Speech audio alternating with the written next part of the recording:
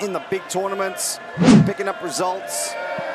And I think if he wins this match against Kaynan, that would be the breakout moment that he's been grinding for, because everybody respects him. Everybody knows that he's one of those tough guys, but he's yet to hit the upper echelons of the jiu-jitsu world.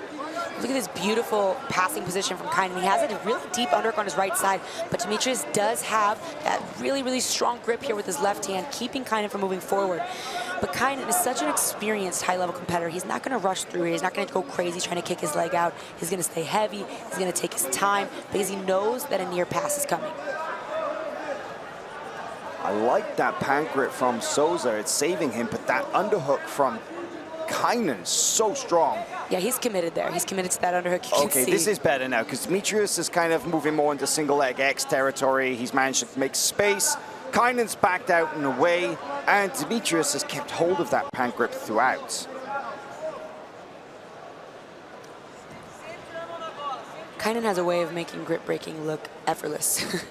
Pops those really, I mean, these guys are heavyweights. They're very, very strong. Popping those grips off, you can hear it. It's super loud, and more impressive than anything, when he pops those grips off, he usually gets right into some crazy passing. And if you can start those passing sequences off as soon as the grip breaks are in play, then your opponent is absolutely immediately on the defense. They're not getting any of their offense going, and that really can change the pace of things.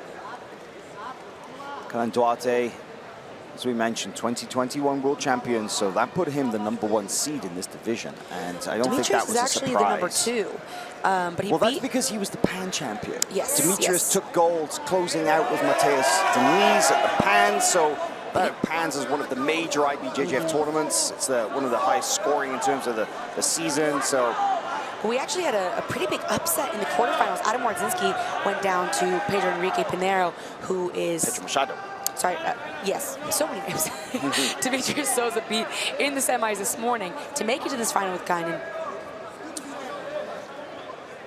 Yeah, Souza is one of those guys, as we said, he's very durable. You rarely see him get tapped or get really beaten up.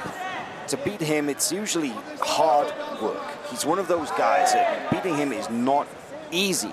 And Kaynan's definitely the favorite to win this division. He came in when the names were announced and you saw the lineup of the athletes for the heavyweight division. Everybody's like, okay, Kaynan's a returning champion. He's coming back to defend his title. But there was a question mark as to who would make it out of the other side of the brackets and into the final against Kaynan. And Dimitrius Souza had to fight his way through a pretty tough pack, as you mentioned, a semi-final against Pedro Machado. A win before that against Harrison Pereira, who, incidentally, took out the legend Shanji Ribeiro in his opening round match. Yeah, before that, Dimitrius Souza had to beat Mateus Godoy, a very tough, again, a very underrated, but very, very tough representative from Gracie Barra. So, interesting grips here from Kaynan. He keeps switching between a pant grip and an ankle grip, and he typically has 1 and 1. So he would go 1 ankle and 1 pant, and then he would kind of switch and go to the other side. I'm not even sure if that was intentional or if it's just what he could grab as soon as he could grab it. But you do not want to have any kind of loose passing position with Kaynan Duarte. If he has your pant grip, if he has your ankle, he's very well known for coming up with come-up sweeps with that pant grip and then using it to continue to pass. It's a very comfortable position for him. But Dimitrius Souza with a pant grip on his own on his left side. Now, that makes any pass very, very difficult until you can break that off. And as I say that, he uses that to elevate Kaynan's right leg. But Kaynan able to kind of dig this through. This is exactly where we were about in the first 30 seconds of the match. So same position here, Kaynan digging a right underhook nice and deep, but this time has a bit better of a grip with his left hand on the elbow almost. Is identical to the very beginning of the match. Kaynan using his left leg as opposed to keep driving into Souza so he doesn't start to give up any kind of sweep potential here. But Souza's left hand keeping a strong grip on that pant leg is keeping him safe from the pass. Now we see a little bit closer of a position for Kaynan. He is going to come into a head and arm control and a very heavy half guard here for Kaynan Duarte. Yeah, this is a great position. Look at that underhook and crossface. Really strong chest-to-chest contact, both shoulders flat on the mat, and there was a bump from Dimitrius Souza. And that's a nice recovery back to the open guard. But Kaynan, I feel like he's getting closer to securing that top position each time. Yeah, one thing about Kaynan, we talked about this throughout the tournament, is there are athletes who kind of start at the same pace and continue the same pace. We see that from Kaynan sometimes, but a lot of time we also see him kind of start and then rev up throughout the match. So he kind of learn. He's a very fast learner. He feels what his opponent is doing. He makes adjustments. He gets closer and closer as the match continues, and then we see him usually finish in dominant fashion. So very impressive acclimation skills here. Duarte's so comfortable. Just, oh, look at this big stack pass. He's got the hand on the hips, lifting Souza almost entirely off the mat in the process. Yeah, very smart work by Souza to bring his left leg back inside. And now into a De La Riva hook with the left. And big posture from Kaynan.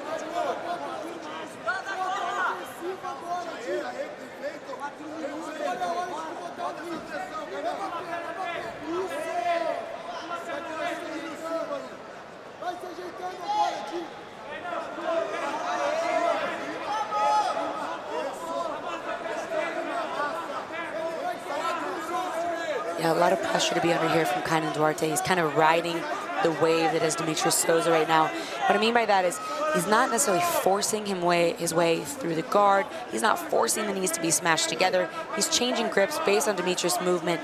He's staying safe. And Dimitrius having to carry this weight and make adjustments to stay safe is exhausting, right? So as the clock runs down and Kaynan's in the lead, it only gets better for Kaynan. I feel like this is bad news for Dimitrius here. He's got that lapel grip, but look at this. Kaynan shifts around onto the back. Looked like almost a smash pass position. He was covering that top leg.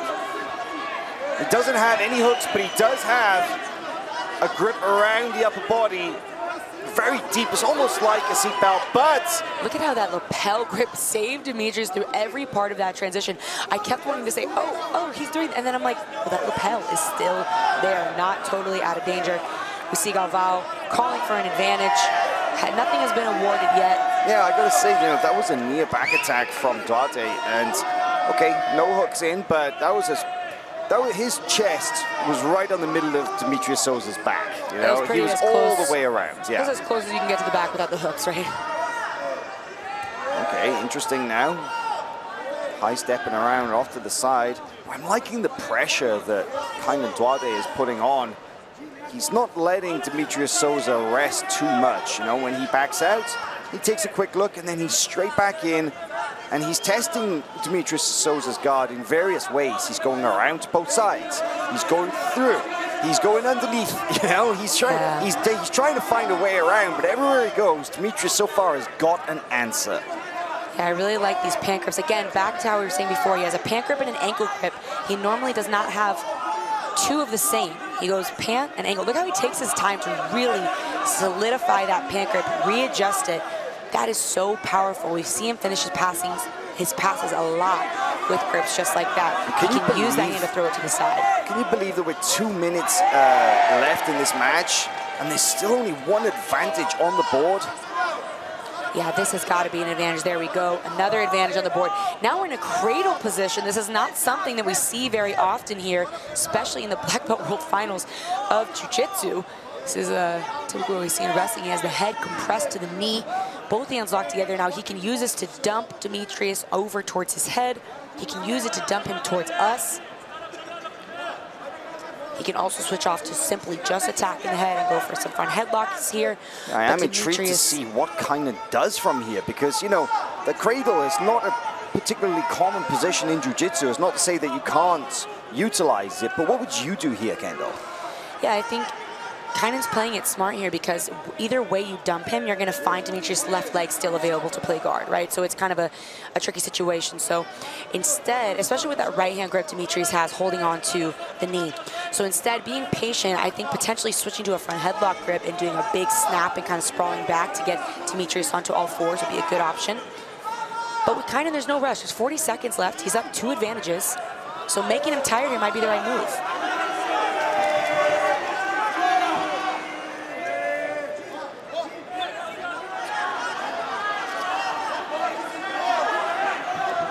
So back up to his feet. So now we could be changing strategy into a takedown battle here. Dimitrius could be looking for a shot or a throw and pulls right back into... Oof, I'm not sure that's the best idea with 20 seconds remaining on the clock. He wasn't able to do anything to Kaynan Duarte for the preceding 9 minutes and 40 seconds. Not sure how he thinks that he'd be able to score on him in the final 20, but pulls the guard, he does. And Kaynan just has to stay here and he'll collect his second IBJJF World Championship gold medal in as many tournaments. The reigning heavyweight world champion does it again. It was his bracket to win, and he did it. 2 advantages over Dimitrius.